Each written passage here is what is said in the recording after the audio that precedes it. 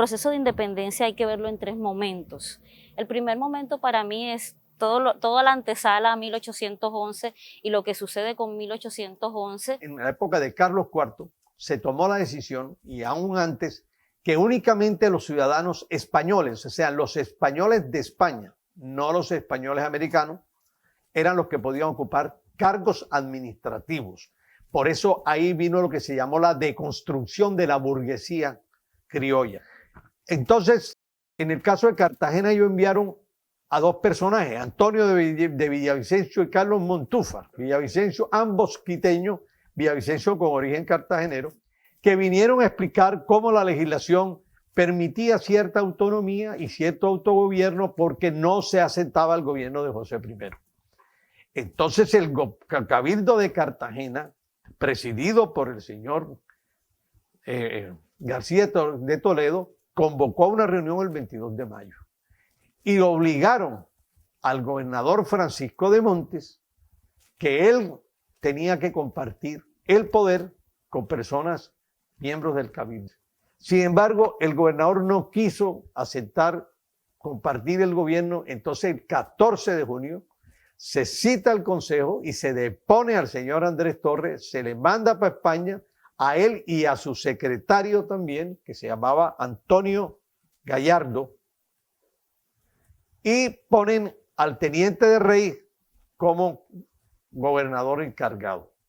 De tal manera que en Cartagena se crea el 14 de junio de 1810 una primera gobierno que es el gobierno autónomo, un gobierno que dice no se rige ni por el virrey, sino nada más se rige por el rey de España que está en el exilio.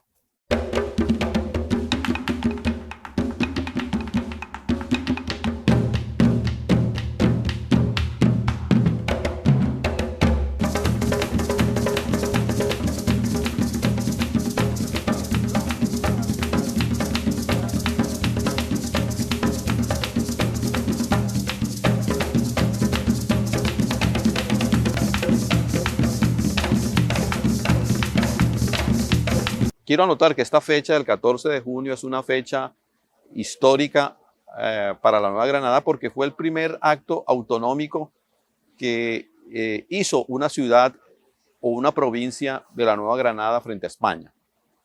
En Cartagena se conforma esa junta, se nombra un nuevo gobernador, se encarga. Cartagena le sirve de ejemplo al Socorro, le sirve del ejemplo, por supuesto que a Bogotá el 20 de julio, le sirve de ejemplo a Monpós, Dinamarca. Cartagena entonces creó su gobierno autónomo, dependiendo de Fernando VII, en manos de un líder que se llamaba José María García de Toledo y Madariaga. La independencia de Cartagena que celebramos el 11 de noviembre no fue una guerra, como los procesos de independencia de otras partes del mundo. Fue un proceso intelectual. Es decir, los dirigentes de Cartagena y el pueblo, unidos, tomaron una decisión de crear en esta parte del mundo una república. Para poder García de Toledo y la clase dirigente cartagenera, empresarial de Cartagena, entre los cuales estaba José Ignacio de Pombo, y estaban Cabero, y estaban todos los personajes más importantes, ellos buscaron apoyo en dos líderes de las clases populares del barrio de Getsemaní. Habían en Getsemaní dos grandes líderes, uno de Matanzas que se llamaba don Pedro Romero Matanzas Cuba y el otro se llamaba Joaquín Solano. Y convoca José María García Toledo, los convoca a los dos.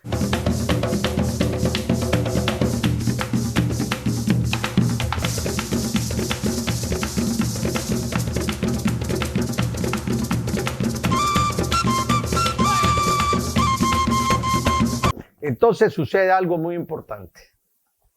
El 2 de febrero de 1811 se levanta el cuartel de Fijo y trata de hacer una contrarrevolución y quitarle nuevamente el poder a esta nueva junta de gobierno. Antonio de Narváez de la Torre, que era un héroe, sale, se pone al frente de Cartagena y acaba con ese acto de subversión o de rebelión contra la junta. En 1811, los Piñeres, Germán Piñeres y Gabriel Piñeres, que estaban siempre enfrentados a la clase dirigente cartagenera, son los que buscan una fecha para movilizar al barrio de Getsemaní y buscar la manera de que el cabildo, que todavía estaba a favor del rey, tratara de hacer la independencia absoluta. La ciudad está desprendiéndose de su pasado colonial, está intentando entrar, ¿verdad?, en la conformación de una república independiente. Eso hace que sus principales ciudades como Cartagena, ¿verdad?, sufran todo un estremezón social y político muy fuerte. Ese primer gran episodio pues tiene que ver con la independencia de Cartagena en 1811.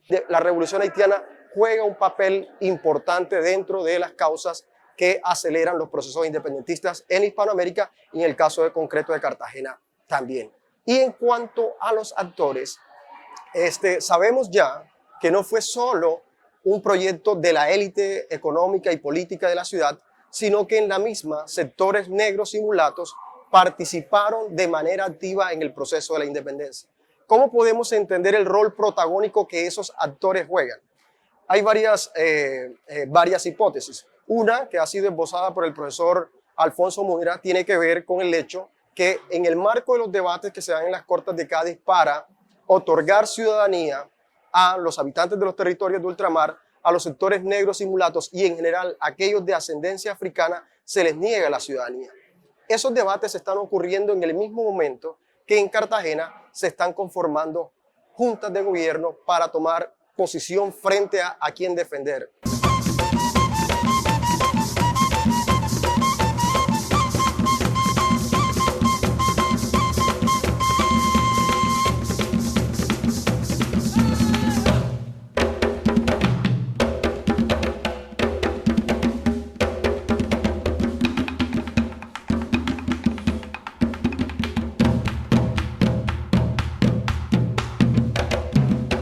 ¿Cuál era la posición de la élite de Cartagena? Autonomía, mayor presencia en las decisiones económicas y políticas. Eso no era lo que le interesaba a los sectores negros y mulatos. El problema central de ellos era el tema de la igualdad. ¿Cómo garantizar la igualdad? Y la igualdad se garantizaba a través de la ciudadanía. Como la ciudadanía fue negada en las Cortes de Cádiz, toman la decisión sectores negros y mulatos liderados por Pedro Romero, que su papel fue definitorio porque junto a los lanceros de Getsemaní, que fue una milicia de pardos que se configuró aquí en Cartagena, llegaron al arsenal, es decir, a la calle del arsenal donde está ahora, era donde se guardaban las municiones, las armas, se desplazaron hasta el Palacio de Gobierno y son ellos que en el marco de la reunión que está sosteniendo presionan al cabildo formado por unos señores comerciantes, los señores Piñeres, que venían de un sector de donde existía la riqueza por medio del contrabando. Y si bien los Piñeres, sobre todo Vicente Celedonio, apoyó al Libertador, también lo hizo Rodríguez Torice, presionaron para que se firmara el acta de independencia de la ciudad de Cartagena y se crea la República de Cartagena. Una vez expedida el acta, no había otro camino que integrar una Asamblea Nacional Constituyente. Entonces la Junta de Gobierno, integrada por el gobernador, formalmente por el gobernador y los dos cabildantes, procedieron a preparar elecciones con el objeto de elaborar una constitución para Cartagena que fuera, por decirlo así, el instrumento jurídico que le permitiera organizar el Estado de Cartagena y que sus gobernantes pudiesen actuar dentro de esos límites. Entonces, lo primero que hizo el gobierno de Cartagena fue abrir su puerto y acoger bajo su bandera todo el comercio marítimo del Mar Caribe. Es decir, entre 1811 y 1815, que acabó con el sitio de Morillo, que acabó la República, la bandera cuadrilonga de Cartagena circuló por todos los mares del mundo. Sus barcos llegaban a Francia, llegaban a los Estados Unidos, al puerto de Baltimore, eran recibidos con honores militares, ¿no? A Nueva Orleans, a todas las islas del Caribe.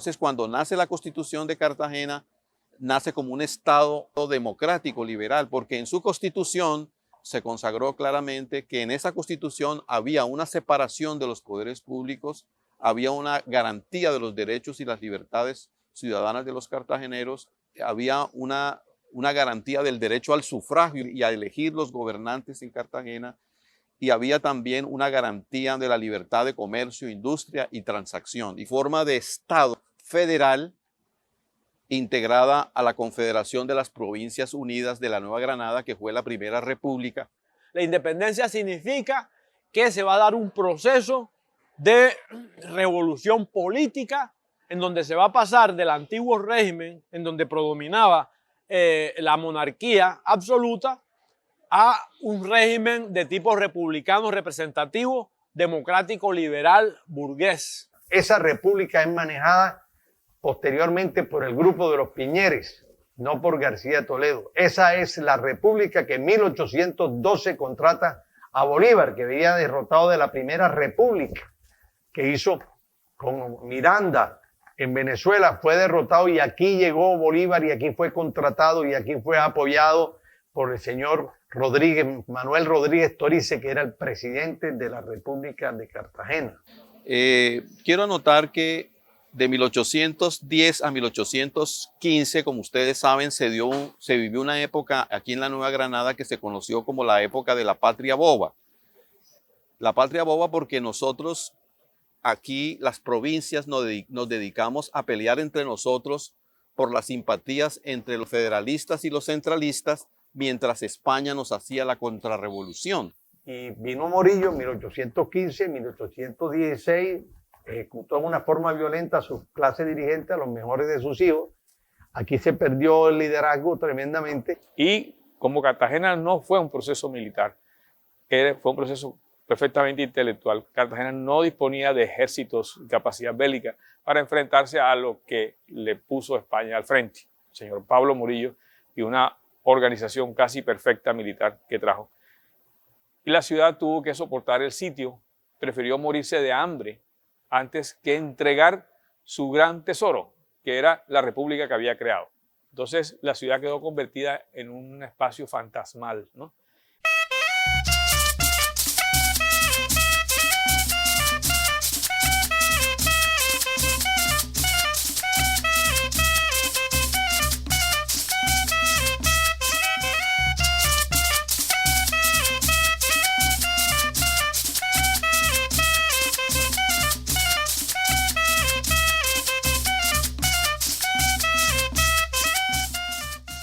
Los episodios de Cartagena son unos episodios muy interesantes porque uno puede ver un proceso con un poco más de radicalidad y esa radicalidad tiene que ver incluso con que esta independencia de Cartagena de 1811 construye una constitución política propia, que es la Constitución de 1812, ¿verdad? La cual le da un respaldo jurídico importante a la construcción o a la consolidación de ese proceso de construcción de independencia, de defender los valores de igualdad, ¿verdad?, de libertad y de fraternidad y del derecho de todos los seres humanos a tener acceso a la educación y a participar en la vida política y en la toma de decisiones de la nación. Estos eventos van a ser muy importantes y por eso el siglo XIX va a ser un siglo tan convulsionado, porque hay una movilización social y hay una movilización política muy fuerte. No en vano a Cartagena se le llama la ciudad heroica, justamente por todos los sucesos que esta ciudad atravesó durante el siglo XIX. Si hay una ciudad que pagó un costo altísimo por la independencia fue Cartagena, porque defendió de manera radical esos ideales de libertad. Fue la ciudad más atacada. Si había sido atacada en la época pirática, en esta ocasión prácticamente quedó la ciudad aniquilada. Es una Cartagena que queda en ruina desde el punto de vista de su infraestructura urbana y de su población, porque hay un tremendo descenso demográfico, ¿ya? Y desde el punto de vista del posicionamiento político, del poder, de las estructuras de poder, también Cartagena va a pasar de un primer plano a un segundo plano frente a las ciudades del interior. Que en la Constitución de 1812 quedó consignado una especie de fondo de manumisión para comprar la libertad de algunos esclavos. Ese es un paso, digamos, fundamental, porque si bien es cierto, no se da la abolición definitiva, sí va abriendo un paso. Realistas y patriotas van a tener que garantizar libertad o igualdad como promesa para obtener el apoyo de los sectores negros y mulatos. Las guerras se ganan con promesa, pero también se ganan con hombres. Y en estos territorios los hombres en su mayoría eran negros y mulatos. Y eso les dio una capacidad de negociación.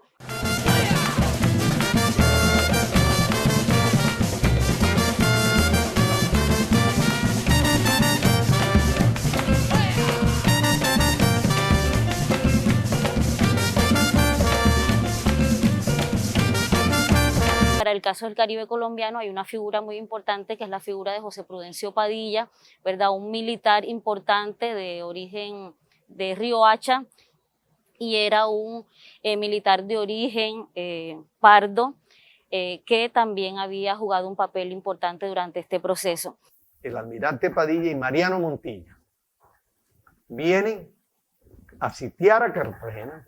La brillantez de Padilla, días después se toman Mariano Montilla, derrotan al gobernador Gabriel Torres, fue derrotado y el 22 de septiembre Gabriel Torres, el último gobernante español en Cartagena, firmó la rendición. Por eso la verdadera libertad de Cartagena se sucede el 22 de septiembre de 1821. Pero la ciudad que José Prudencio Padilla rescató ya era una ciudad fantasma. Es decir, ya no tenía una dirigencia, ni siquiera la masa del pueblo estaba presente. Todos se habían ido en busca de otros horizontes para vivir. De manera que esta ciudad duró 11 años en el proceso de independencia. Perdió lo más importante de su clase dirigente. Perdió lo más importante de su poder productivo. Perdió las mentes, la producción, y lo más grande que tenía la ciudad fue la ciudad que se sacrificó por Colombia. Entonces, así permaneció durante un tiempo, fue repoblada por otras personas que ya no tenían esa misma tradición. Entonces, esa historia está guardada debajo del camellón de los mártires, ¿no? Está guardada en las murallas de la ciudad, fueron las protagonistas, en cada casa, en el puerto de la ciudad, y sacarla y ponerla otra vez en valor, ¿no? Ser reconocida por toda la ciudadanía y comprendida en su real dimensión, puede ser un elemento de unión de la ciudad, un elemento de identidad de mucha fuerza, que se refleja en las fiestas del 11 de noviembre.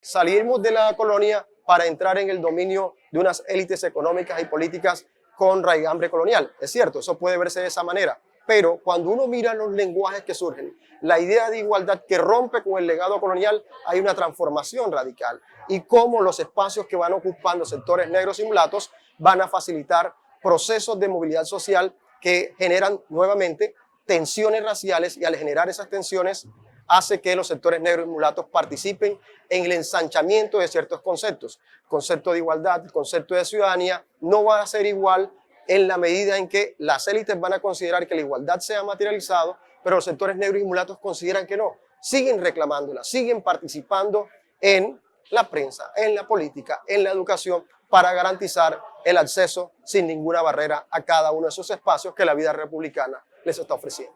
Porque bueno, muchos dicen, pues, pero ¿qué pasó después de 1811? ¿Por qué se perdió lo que se hizo? Pues allá hay muchas preguntas, ¿no? Y más que todo yo creo que hay preguntas para la reflexión hoy. cuando vemos que la ciudad está en una crisis institucional y política y social tan fuerte, cuando hoy en pleno siglo XXI tenemos una ciudad fragmentada, ¿verdad? Tenemos una ciudad que nuevamente ha tocado fondo, nos preguntamos, ¿verdad? Y creo que allí nuevamente la historia se vuelve importante y conocer los sucesos del pasado son interesantes para pensar si cómo nosotros en el siglo XIX fuimos capaces de defender ideales tan importantes como la libertad, ¿verdad? Como la igualdad de seres humanos. Si tuvimos esa valentía, ¿por qué hoy no mirar esos hechos históricos, ¿verdad? Para tomar fuerza y ponerle un poco de pecho a esta situación que estamos viviendo de crisis nuevamente hoy en pleno siglo XXI.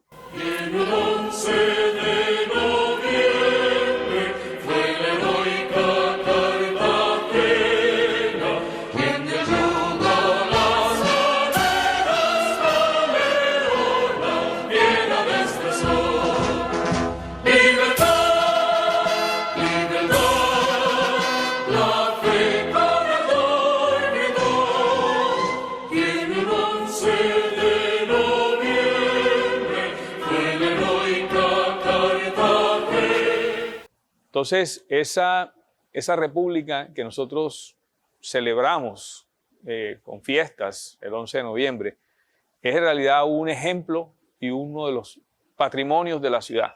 O sea, algo que hay que desenterrar y utilizar para crear una nueva identidad en Cartagena de Indias, que es una ciudad de inmigrantes, de gente que viene de muchas partes de las provincias cercanas a Cartagena, de otras ciudades, de otras partes del mundo. Eso va a ser un imán que va a servir para que todas las personas que llegan se integren a la vida ciudadana.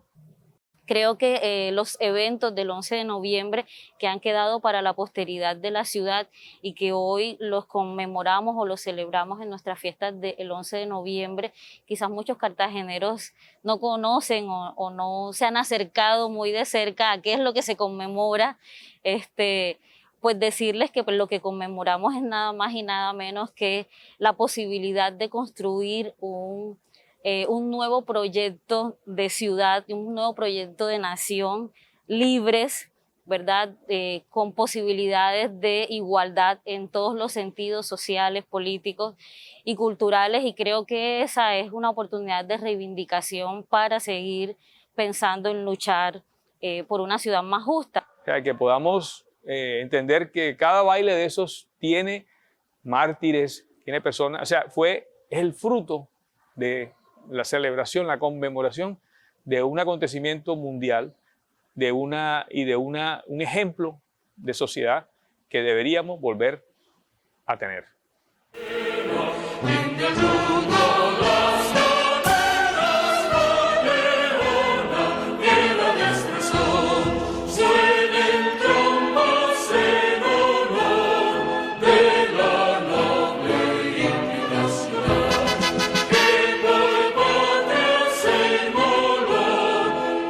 Sus